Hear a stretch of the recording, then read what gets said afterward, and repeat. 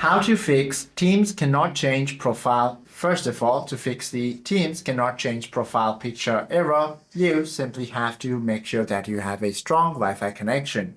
If you don't have one, simply switch to a better network. And also make sure to turn off all sorts of VPN services if you have turned on your device.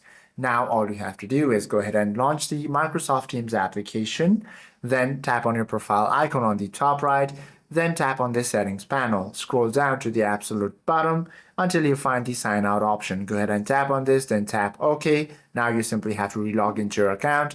Then once you relog in, you simply have to once again tap on your profile icon on the top left, then tap on your profile picture once again. Now you simply have to go ahead and then tap on this edit image option and upload a new photo from your gallery or simply take a new one. Hope this video helps you out a lot. If you have any questions or queries, do comment down below.